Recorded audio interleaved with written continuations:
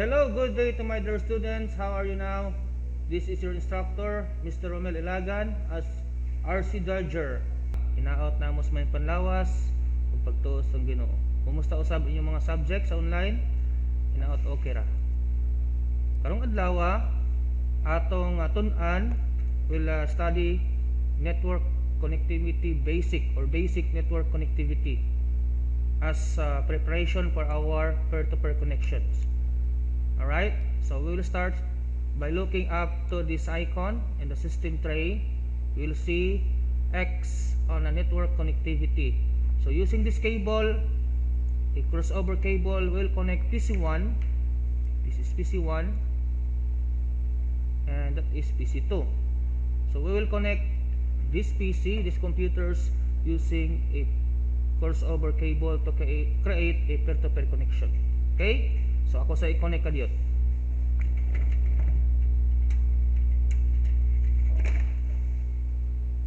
Okay, as you observe here, nanatay connectivity process here, no? Upcoming connectivity from PC2. So ato na sanang waton ka diyot for a couple of seconds. Okay, nanasay connection. So since connected na sila, kung ako tataangon ang cable og balik, ato makita siguro nga mo X ag balik.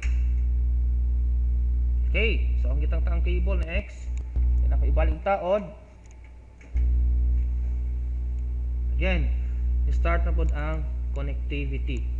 Okay, so mo ni siya ang basic katong tan-awon if there is a connectivity or walay connectivity. So you can also double check change adapter settings. Inyo nakita class here, local area network connect siya kay sigaman. If I plug the cable, okay, mo X siya. Kung akong i-plug ug balik ang cable, nanapod sa connectivity. Configure as static IP on a peer-to-peer connection. First, we need to identify computer name so that you can use it when you share files and folders. So how to view computer name? You can right click on my computer or computer, then find here a computer name PC1. Or you can also, using command prompt, run, type sa MD and use our network testing utility tool for connectivity, which is the packet internet grouper, ping. You can ping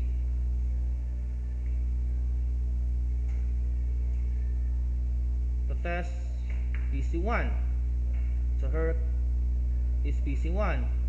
We ping our host name or computer name ipconfig/all.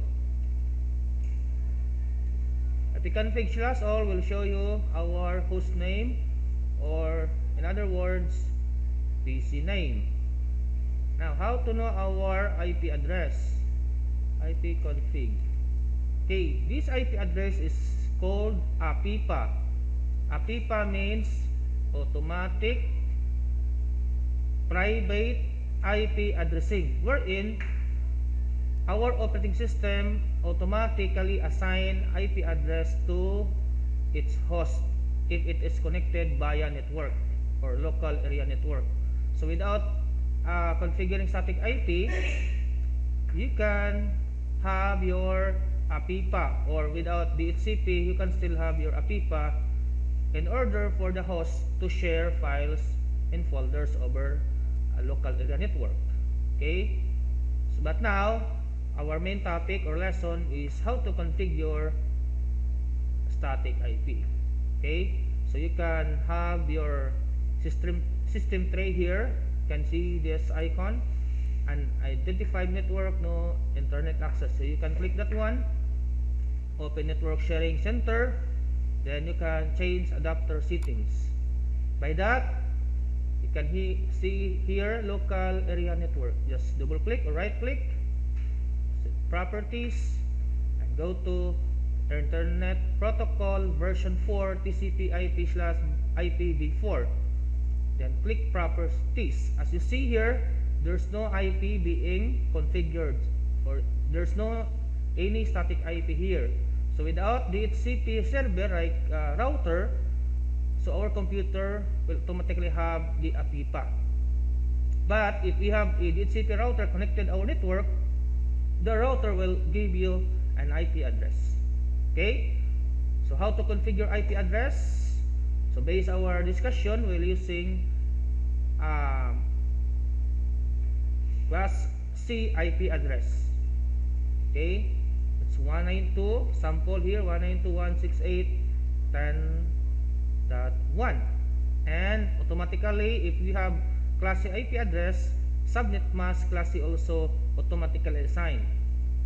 Okay? Then, there you have it, a configured static IP on a local area network. We're using this one in a peer-to-peer connection. Okay? Using a crossover cable or crossover quad-cord cable. Okay, I will show you the picture later, but this is how to configure a static IP. Okay, what we're going to do to the other computer? So same, other computer must also configure the first 3 octates as part of the network, 192.168.10, but it will differ in the last octet, which is its IP number. Example, 192.168.10.1 on PC1, then we have 192.168.10.2 in PC2. Alright, so we'll close this one. Close. Close. How to check this one, or how to check our IP, static IP, IP config. Then we have here our new static IP address.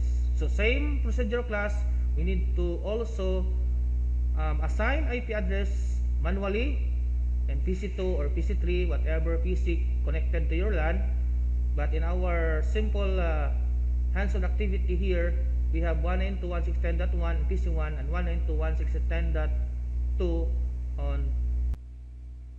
Okay, we will configure PC2. So ako ipakita ganiya class ang PC nga atong gigamit, PC1, and this is PC2.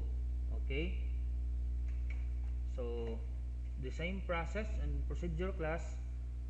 First, aso tatanawon, no, atong tan-awon ang iyang computer name, which is PC2. How to do that? Right click, then in my computer and properties, PC2. Or else you can use command prompt, Windows R, type cmd, then ipconfig/all. So ipconfig/all allow you to view network informations like the PC name, o ni siya ang host name na to, or PC name parihas, and also the IP address given by our operating system, which is the APIPA, automatic private IP addressing. With the absence of DHCP and static IP, ang atong OS mahatag automatic og APIPA, wherein pwede gyapon ta maka-communicate sa network. Okay, so we will now configure PC2 for static IP. So click na mo sa icon class yes for the network, then open network sharing center, change adapter settings, you can double click, then select properties, find internet protocol version 4, select properties, and use the following IP address. You can set your own IP address sa atong gisabot ng ganiha. 10.2. There are 3 parts again in an IP address. The first part sa class C kaning tulo, 192.168.10. Muna siya nag-determine sa network. Ang host determine sa 2. Munang unique siya class, and every host unique ang number sa last octet. Then automatically kung mo click ka sa subnet mask, mahatag siya klase nga subnet mask, which is 255.255.255.0. Okay, since we set up our IP, static IP sa atong PC2, ato i-test ang connectivity, but before that madro ta sa tag control panel. Okay, type control, go to net system and security, control panel, muna siya system and security, then Windows firewall. Need to be sure nga atong na off atong firewall, ha. Ana man na unta siya ang iyang default, but we need to turn off firewall. in order for the other computers to access our network. Kaya ang firewall usa na siya ka security for network. Okay? Ato na sa i-discuss further in our next topic. Okay, since nga close na ang firewall dito, na-turn off na sa PC1 o sa PC2, atong i-try og check using ping, no? CMD ping packet internet grouper, at i-try 192.168.10.1. So ni-reply ang atong PC1 nga nagamit og 10.1, or else you can use automatic the hostname PC1. So ni-reply gihapon ang atong PC1. So that's how to configure static IP on a computer and how to check network connectivity using ping.